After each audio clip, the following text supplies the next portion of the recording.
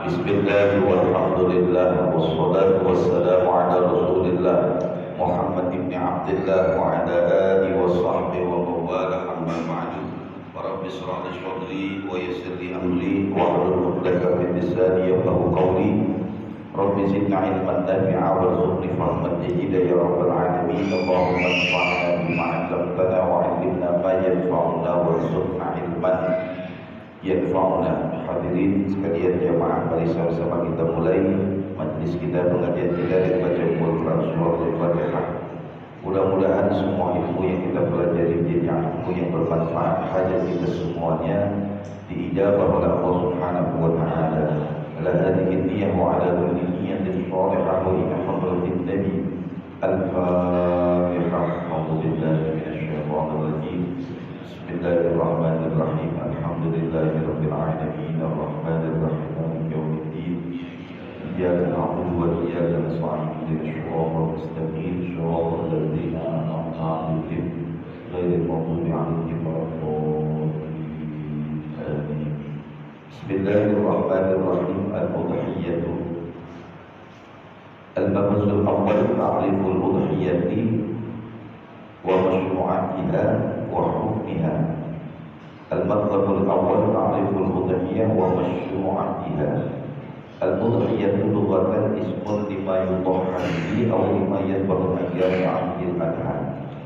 Wal-udhiyyah ma yadhbahu fi yawmil adha wa fiqhan hiya zabhu hayawanin makhsusin bi niyyatil qarabati fi waqtin makhsusin aw hiya ma yadhbahu minan ni'am taqarruban ila Allah ta'ala fi yaumil ahad.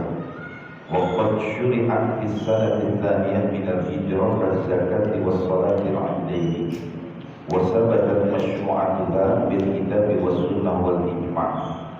Wa amma al-kitab fa qawluhu ta'ala fassalli li rabbika wanhar. Wa qala aidan wal budna ja'alnaha lakum min sya'airillah ay min a'lami dinillah. Wa amma sunnah فأحاديث منها حديث عائشة ما عمل ابن آدم يوم النحر عملا أحب إلى الله تعالى من إراقة الدم إنها لا تأتي يوم القيامة بقرونها وأطلافها وأشعارها وإن الدم لا يقع من الله عز وجل بمكان قبل أن يقع على الأرض فطيبوا بها نفسا. ومنها حديث أنس قال ضحى رسول الله صلى الله عليه وسلم بكبشين أملحين أقرنين فرأيته وادعا قدميه على صفائها أي يسمى يكبر فذبحهما بيده. وأجمع المسلمون على مشروعية الأضحية ودلت أحاديث على أنها أحب الأعمال إلى الله يوم النحر وأنها تأتي يوم القيامة على الصفة التي ذبحت عليها ويقع دمها بمكان من القبول قبل أن يقع على الأرض وإنها سنة إبراهيم لقوله تعالى وفديناه بذبح عظيم. والحكمة من تشريعها هو شكر الله على نعمه المتعددة وعلى البقاء الإنسان من عام لعام ولتكفير السيئات عنه إما بارتكاب المخالفة أو نقص المأمورات وللتوسعة على الأسرة المضاحة وغيرهم. Hadirin sekalian, kita mengulang kembali terkait dengan kurban yang insya Allah tidak lama lagi kita akan memasuki hari raya Idul Adha. Kalau ikut tanggalan kurang lebih tanggal 17 ya, tanggal 17 Juli. Nah, terkait dengan kurban, sejarah yang pernah saya ceritakan bahwasanya yang namanya kurban itu adalah, jadi sejarah dari Nabi Allah Ibrahim alaihi salatu wassalam. Nabi Ibrahim, kalau di dalam sejarah itu dikatakan mendekatkan diri kepada Allah, kalau bahasa kita kurban itu dengan 1000 ekor kambing, 300 ekor sapi dan 100 ekor unta. Ini yang dilakukan oleh Nabi Allah Ibrahim. Kemudian fata'ajjaban nasu wal malaikatu min dzalika, kagum semua orang, hebat. Jadi kambing 1300, sapi 100 ekor unta, siapa yang gak takut? Ya. Kalau kita mau hitung dengan uang sekarang, 1000 ekor kambing kali 3 juta aja, itu udah 3 miliar. 300 ekor sapi dikali 30 juta aja, itu udah 9 miliar. Kalau 100 ekor unta, taruh paling murah 40 juta misalnya, itu udah 4 miliar. Kalau dihitung 3 sama 9, 12 tambah 4, 16 miliar. Bapak kalau punya duit 3 miliar, kira-kira mau beli kambing 1000 apa beli tanah bangun kos-kosan? Enggak, saya cuma negesin aja. Walaupun nggak dijawab juga saya tahu jawabannya.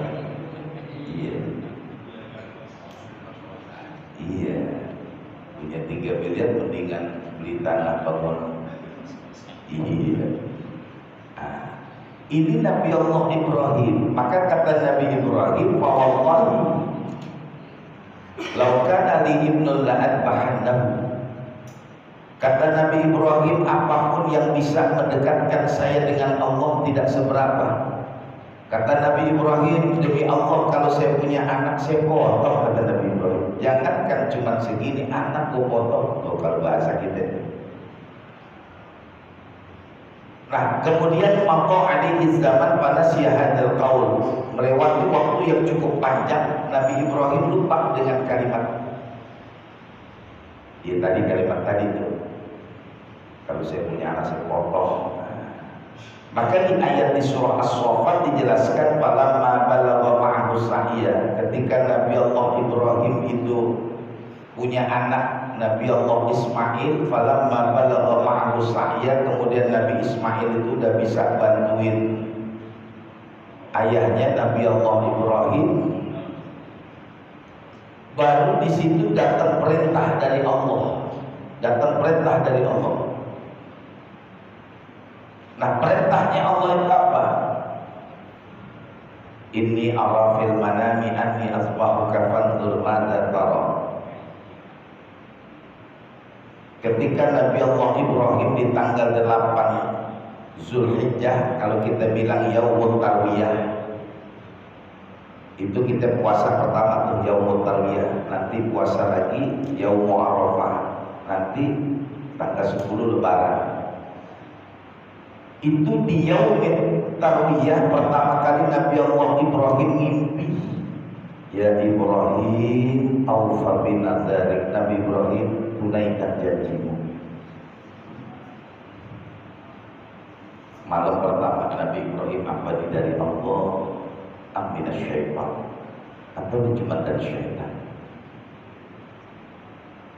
Kemudian malam tanggal 10-nya mimpi, tanggal 9 mimpi lagi, disebut dengan Yaumul Arafah. Ini dari Allah atau dari syaitan? Malam 9 mimpi yakin ini dari Allah. Ya. Nah, makanya Nabi Allah Ibrahim kemudian menyampaikan langsung kepada putranya Nabi Ismail. Ya. Kata Nabi Allah Ibrahim, ya bunayya, wahai putra, inni ara fil manami anni asbahuka fanzur madza tara. Semalam ayah bermimpi dapat perintah dari Allah suruh menyembelih engkau wahai Nabi Allah Ismail. Nah di sini Pak pelajaran bahwasanya kita sebagai orang tua manggil anak, panggillah dengan panggilan yang baik. Ya, jangan panggil anak sembarangan. Mentang-mentang anaknya hitam panggil tem, sini tem. Jangan. Mentang-mentang anaknya panjul panggil panjul, jul, sini jul. Jangan. Makanya sering saya katakan, orang Jawa aja punya panggilan, do, pergi do, gitu. Kalau nggak dipanggil le, nah gitu, ya. Nah, atau orang Betawi manggil juga tong, nah gitu. Itu panggilan kesayangan, ya. Kalau orang tua manggil anaknya benar, manggil anaknya bagus, maka anak akan membalas dengan bahasa yang bagus. Ya abadi, if'al ma tu'mar. Kalau bahasa orang Betawi namanya abah, orang Sunda namanya abah, orang Jawa namanya mbah. Gitu. Jadi panggilan abah, panggilan mbah itu panggilan yang bagus. Kadang-kadang kan bapak gak dipanggil mbah, padahal cucunya udah banyak banget, ya. Nah ini, jadi Nabi Ibrahim itu pas ngimpi kemudian ngomong sama anaknya. Ini proses berat, Pak. Ya, berat. Makanya nanti kita bahas masalah kurban itu berat. Kadang-kadang kita ini gak sanggup tiap tahun berkorban, padahal Allah kasih nikmat. Tiap saat Allah kasih nikmat, masih kita gak sanggup sih setahun sekali ngorban. Kalau mentok sekarang oke dah, ya Allah aku gak punya duit, gitu. Tapi kan kalau jauh-jauh hari udah kita nabung, ulunan, nanti pada saatnya bisa kurban. Iya. Ya, makanya di sini dikatakan kurban itu adalah ismun lima yutahha bihi aw lima yadbahu ayyami 'idil adha. Kurban itu apa sih? Sebetulnya dalam bahasa Arab itu bukan kurban tepat, namanya udhiyah. Cuma kalau saya bilang udhiyah takut kan Bapak kagak ngerti lagi. Yang benar secara hukum namanya udhiyah. Udhiyah. Kalau bahasa Indonesia namanya sembelihan.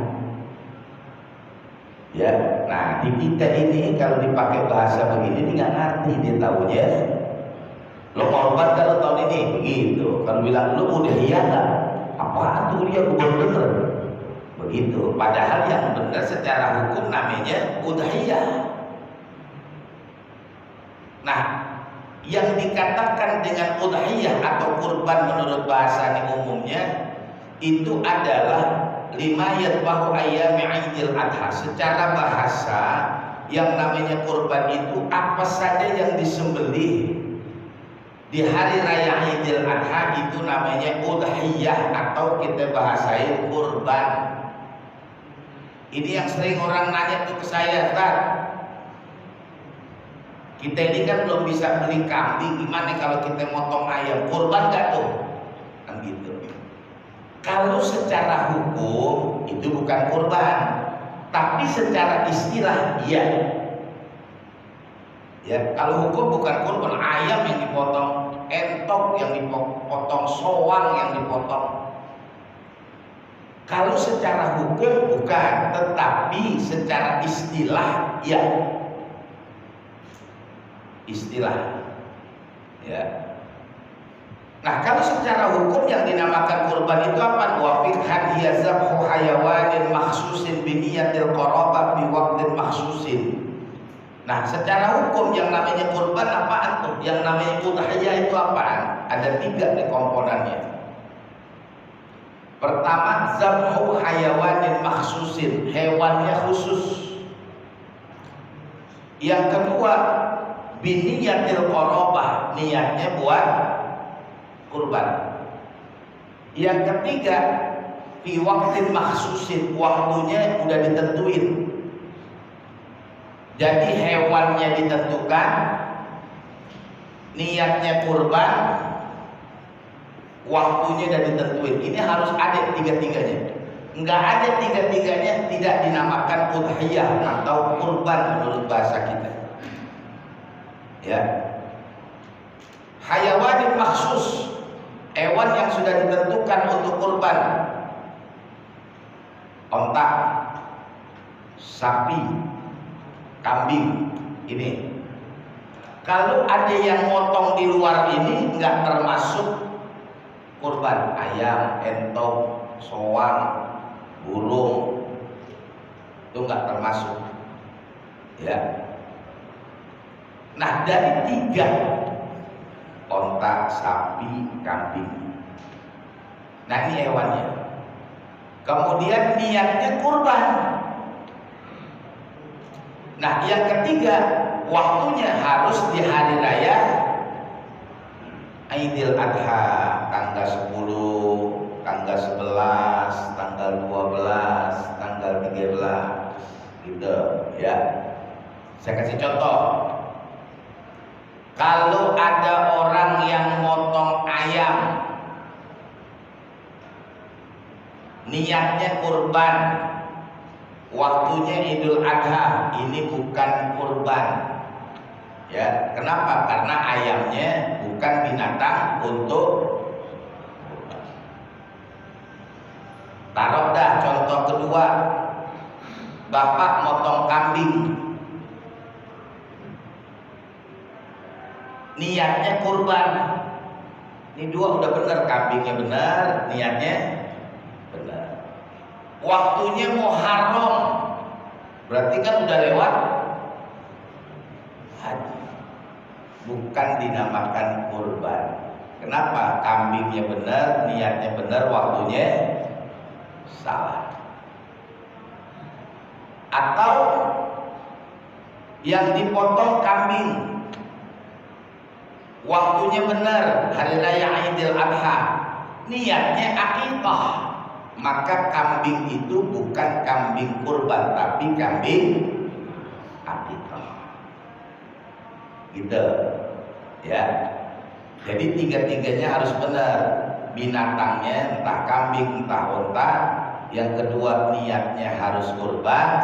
Yang ketiga, waktunya hari raya Idul Adha dan Ayyamut Tasyrik, hitungannya cuma 4 hari, 10, 11, 12, 13. Lewat dari hari ini maka tidak termasuk kurban.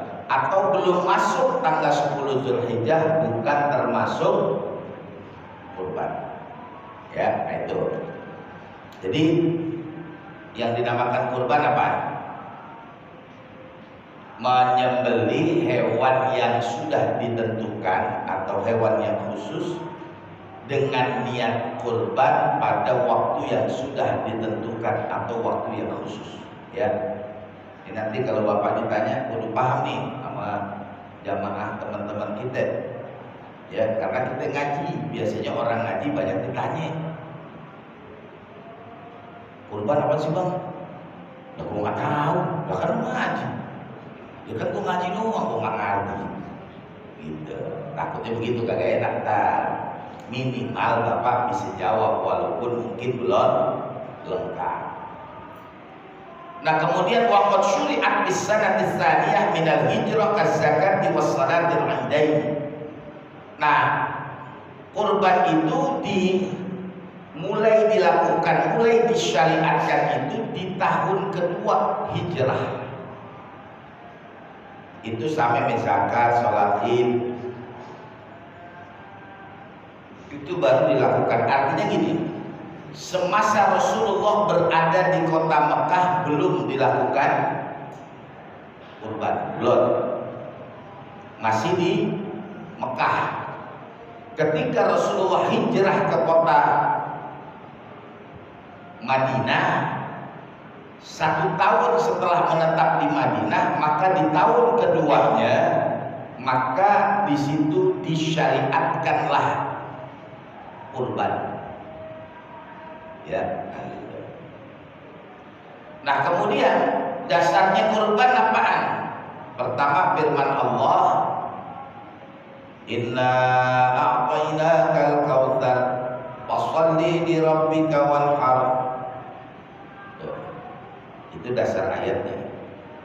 Kemudian di ayat berikutnya wal budna ja'alnaha lakum min sya'airillah. Tuh, ya. Nah, sedangkan di hadis Nabi amma sunnah fa hadis.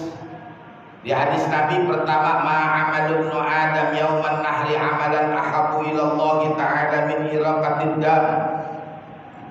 Amal yang dicintai oleh Allah pada hari raya Idul Adha adalah mengalirkan darah, artinya kurban.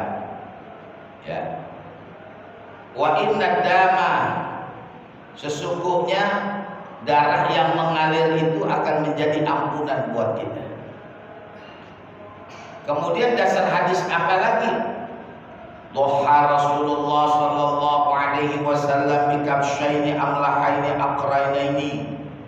Baginda Nabi Rasulullah sallallahu alaihi wasallam menyembelih 2 ekor kambing kibas.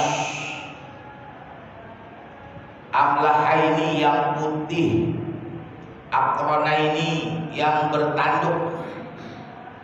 Ya, tuh. Jadi baginda Nabi berkurban, itu dasarnya, ya. Wal hikmah min tasyri'iha, apa sih hikmahnya dengan kurban itu? Huwa syukrullah ala ni'amihil muta'addidah, sebagai bentuk rasa syukur kita dari nikmat yang sudah Allah kasih banyak kami kita, Pak. Ya. Wa ala baqa'il insan min amin ila amin, dari tahun ke tahun Allah kasih kita nikmat, dari tahun ke tahun Allah kasih kita berkah. Maka setiap tahun usahain kita kurban. Kemudian walitakfir sayyi'ati anhu, supaya nanti dosa-dosa kita, kesalahan kita juga Allah ampunin. Ya, itu tujuan daripada kita melakukan kurban. Ya, maka saya berharap di kita nih Pak nih, jangan sampai nggak kurban. Ya diusahain lah. Bagaimana ya? Kalau memang tahun ini belum berkesempatan, nabung dah. Kan tiap tahun sering saya ingetin, bikin tabungan. Siapa yang kita amanatin, yang orang yang kita percaya buat megang duit. Sebab ini duit tabungan, panas juga ini. Iya, iya. Ada yang pegang duit tabungan kurban. Giliran waktunya duitnya kagak, kurbannya kagak, orang hilang. Tuh, iya mau panas Pak. Sebab saya tuh megang duit kurban, ada aja. Orang datang mau minjem sampai saat ini apa? Duit kurban. Bentaran aja paling lama sebulan dah. Iya 4 bulan belum diganti.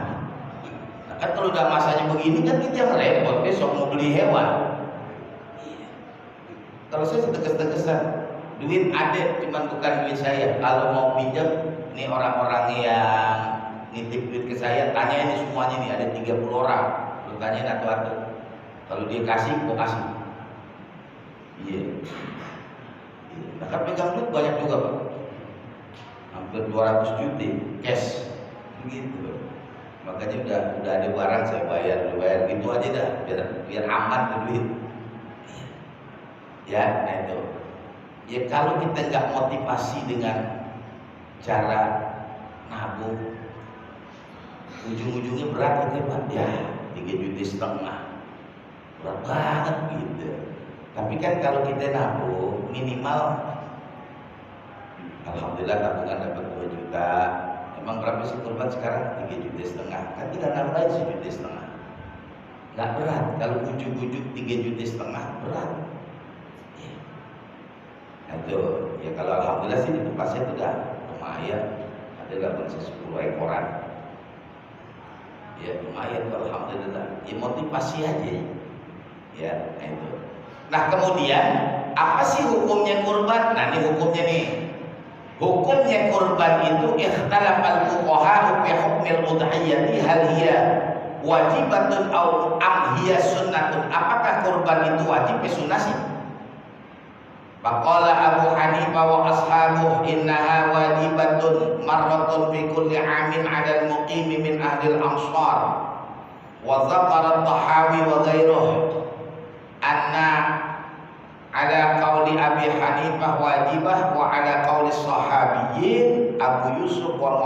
sunnatun muakkadah. Jadi hukum yang pertama menurut mazhab Hanafi, Imam Abu Hanifah mengatakan wajib kurban setiap tahun. Pak, kurban itu menurut Abu Hanifah hukumnya wajib. Jadi kalau hukumnya wajib, orang yang kagak kurban, apa dong? Kalau kurban hukumnya wajib, ada yang kagak kurban, dosa nih. Itu pendapat pertama. Ya. Nah kemudian innaha sunnatun muakkadatun ghairu wajibah wa yukrahu tarkuha liqadirin 'alaiha wa dhalika 'inda al-maliki 'ala al-masyhur li ghairi hadbi minah wal akmalu 'indahum lil qadir ay yudhha an kulli syakhsin anhu udhiyah. Menurut mazhab Maliki, hukum yang kedua bahwasanya kurban itu adalah sunnah muakkadah. Jadi yang pertama hukumnya wajib, yang kedua hukumnya sunnah muakkadah. Tapi kata mazhab Maliki begini, wa yukrahu tarkuha liqadirin. Kalau dia mampu, makruh ninggalin kurban, kontrakan nade, kos-kosan nade, dikerja juga, tiap bulan dapat bonus, kagak kurban.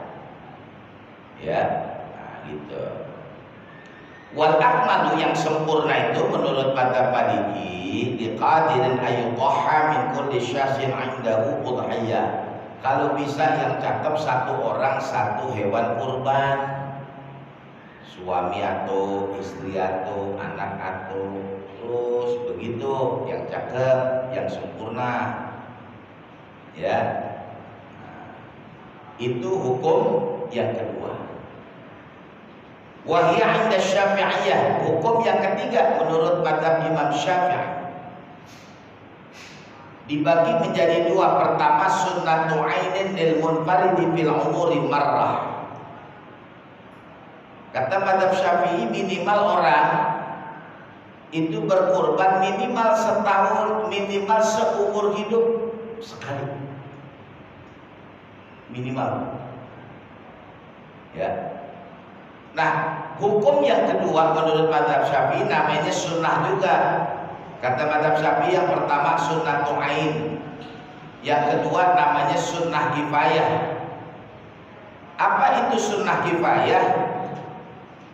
In ta'addada ahlul baiti, kalau di rumahnya orang banyak, ada suami, ada istri, ada anak 10 misalnya. Fa idza fa'alaha wahidun min ahlil baiti, kalau di antara suami, istri dan anak-anak itu ada yang beli hewan kurban, kafa'anil jami', maka cukup buat semuanya. Artinya besok nih kalau kita motong, maka sini kalau saya motong selalu saya niatin itu ini atas nama siapa? Oh ini atas nama Ustaz Fauzan. Selalu saya belakangnya saya kasih Ustaz Fauzan wa ahli dan keluarganya. Supaya ketika dapat ampunan itu bukan dia doang, tapi istri dan anak-anaknya dapat. Kemudian ini atas nama siapa? Bang Naseh dan keluarganya, Bang Baihaqi dan keluarganya. Nah ini supaya mendapatkan pahala dan ampunan buat dia dan keluarganya. Begitu caranya. Memang begini Pak, banyak orang yang bisa motong tapi belum banyak belajar terkait dengan cari-carinya. Nah kalau motong asal berani beres sudah ya, sah apa-apa. Cuman kan ini hewannya adalah hewan kurban, kudu disesuaikan dengan hukum, walaupun itu sunnah. Cari doanya, kemudian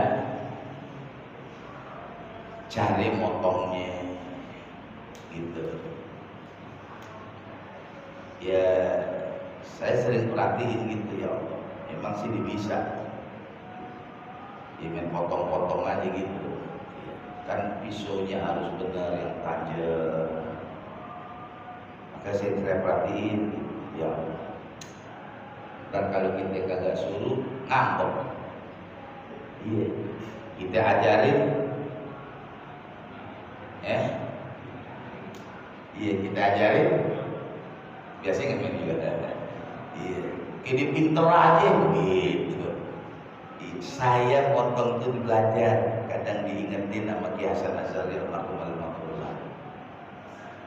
diingetin caranya. Ini kan sekarang ini orang motong karena berani, karena udah dipanggil ustaz berani motong dah.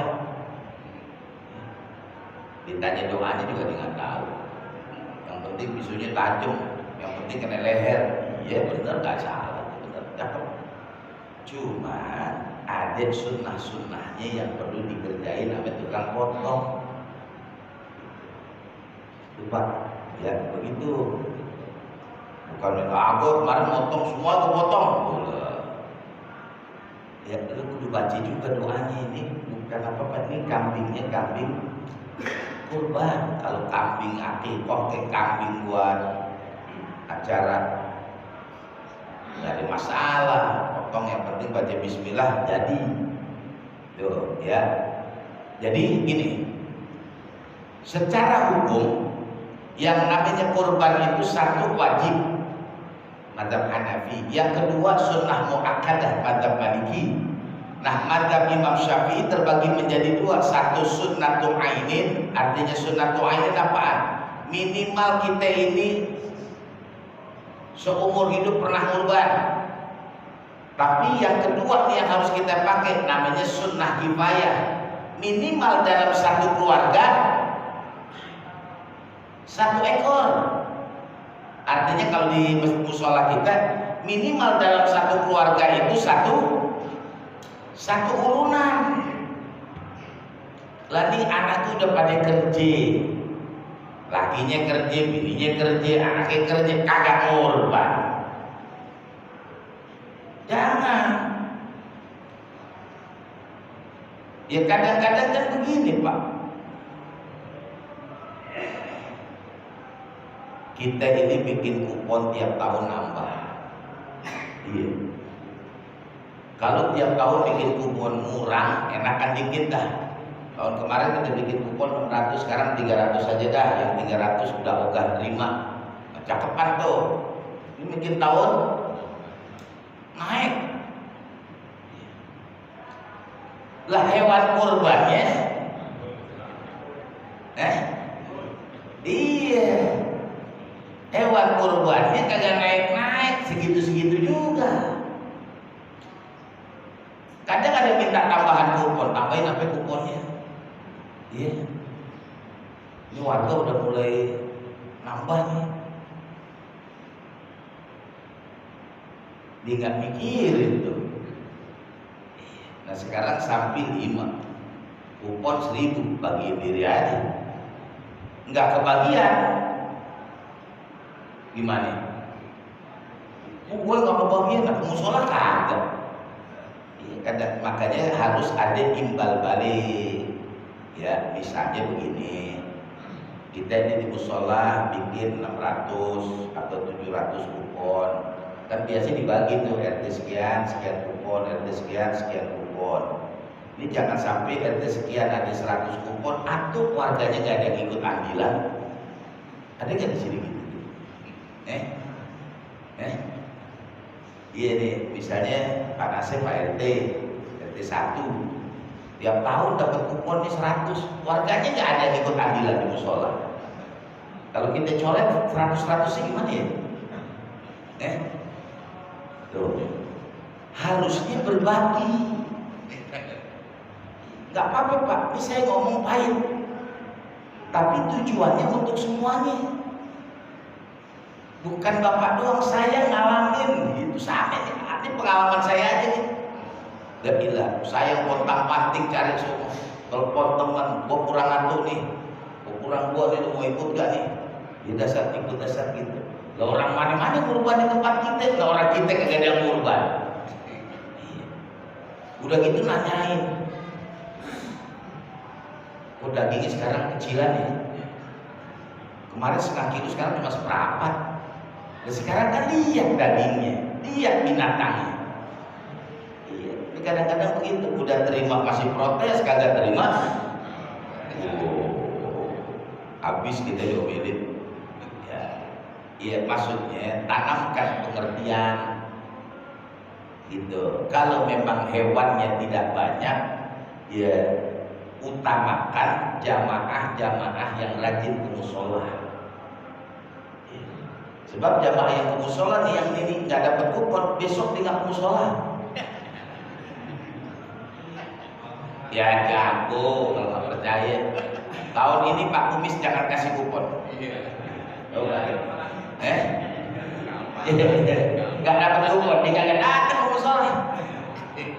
Lupek, Pak nggak pernah datang ke musola. Apaan? Nggak dapat kupon. Gara-gara kupon aja dia kagak ke musola. Di pengajian saya begitu tuh ibu-ibu. Makanya jauh-jauh hari udah saya kasih tahu, tolong ibu-ibu yang ngaji catat semua.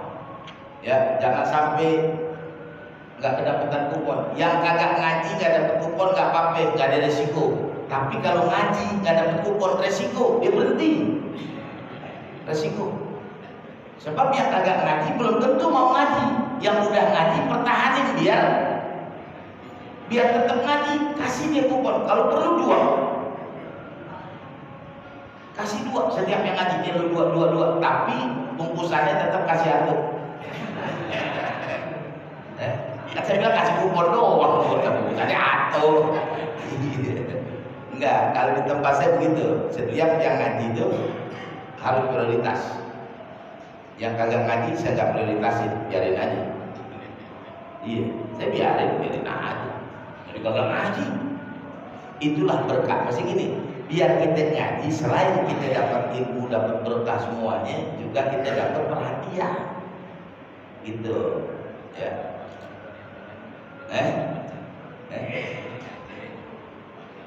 Iya, tetap loh, saya yang orang pot-pot saya kasih. Mujamaah saya dari Cipete saya kasih kupon. Udah mau ambil nggak ambil, nanti udah pegang kupon. Tapi diambil juga.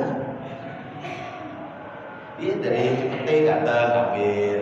Iya, nah saya kasih. Karena kudu dipertahankan, jauh-jauh aja di ngaji. Itu ngajar ibu-ibu tuh, ada yang tinggal di Jagakarsa, ada yang tinggal di Kalibata, yang bapak-bapak ada yang tinggal di Guru Alim, ada yang tinggal di Cipete, ada yang tinggal di Cilandak untuk pengajian malam Rebo, ada yang di Bukit 4, di Sikoma, dapat semua saya kasih semua. Soal dia mau ngambil nggak ngambil bukan urusan saya, urusannya itu udah dapat kuponnya. Tapi alhamdulillah pada ngambil semua, nggak apa-apa, gitu Pak. Lah kita kasih orang sini nggak ada yang ngaji. Iya. Makanya kadang-kadang ada orang ini, di sini kurban banyak banget, orang kampung nggak pernah dibagi. Saya bilang jangan salah juga, orang kampung di situ ngaji kagak, lalu kagak ngaji pengen dapat kurban dapat. Karena ada itu di satu tempat, gitu. Ya bukan apa-apa Pak, karena ini terkait dengan kebaikan, ya. Nah ini hukumnya. Hukum daripada kurban. Jadi kalau bisa kita usahain kurban Pak. Iya. Minimal banget di kampung dah. Kalau di kampung mungkin agak murahan, di kampung kagak. Di sini kagak. Orang Pak di kampung itu selalu mikir. Wah, si Ano kan kerja di Jakarta, pasti di kurban di kampung. Kagak juga. Dulu masih ada Ustaz Gopur almarhum, itu saya selalu kurban di kampung ini tuh, selalu. Ya, karena saya pernah main ke sono, saya tanya sama bapaknya, ini di sini masjid kalau kurban berapa ekor? Paling 3 ekor Ustaz. 3 ekor. Kambing 3. Yang perlu dibagiin berapa ya? Ya ada sih sekitar 80 sampai 100 kakak. Terus gimana? Nah, kambing 3 ekor bikinin sate. Iya, kalau di kampung tuh kulitnya itu dikerok, dipanasin, dibikinin sate, masih ada yang mau makan tuh Pak. Kalau kita kan kagak, buang-buang aja, kalau kagak ada mengurusin. Itu saking susahnya nyari orang kurban. Dari dulu dari harga kambing 600.000 sampai terakhir saya nyetor tuh 2 juta. Berapa kambing di sini? Dulu tahun berapa itu? 600 tadi udah saya kurban buat di sana. Nanti masih 1.200.000. Naik jadi 2 juta. Di sini udah pasaran 3 jutaan, yang kecil-kecil di sana masih standar 2 juta. Udah saya oper. Gitu. Kita lihat kesianan aja Pak. Jangankan yang jauh-jauh, yang dekat-dekat aja nih. Bekasi, Tangerang, Ciputat, dan di kampung-kampung sama Pak. Nggak kayak kita kan lumayan di sini. 4 ekor sapi, 20 ekor kambing.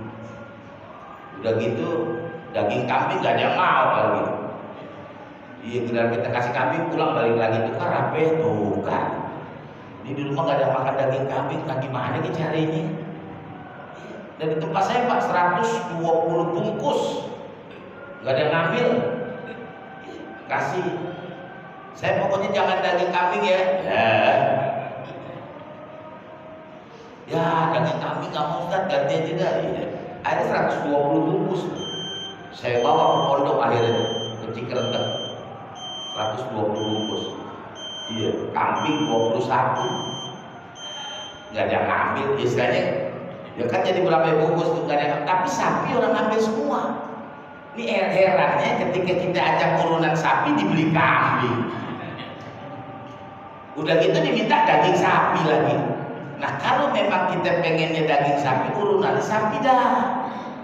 Biar sapinya banyakkan. Kalau sapi itu nanti kan dibahas dalam fikih itu yang afdol mana, kambing apa sapi.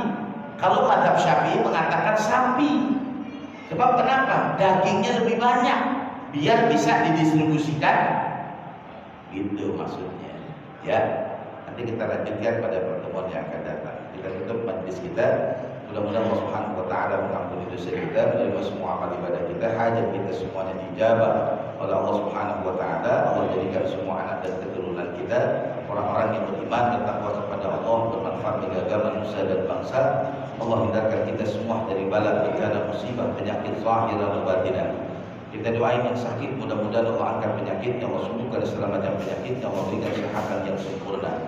Telah berpulang rahmatullah dari seluruh keluarga besar kita, jamaah kita, orang tua kita, guru-guru kita, pendiri, wakaf, penyumbang, donatur dari musolah dan majlis kita ini, kita doain semuanya Allah ampuni dosanya, Allah terima semua amal ibadahnya, Allah tempatkan di sisinya, Allah masukkan ke dalam surganya Allah Subhanahu wa taala.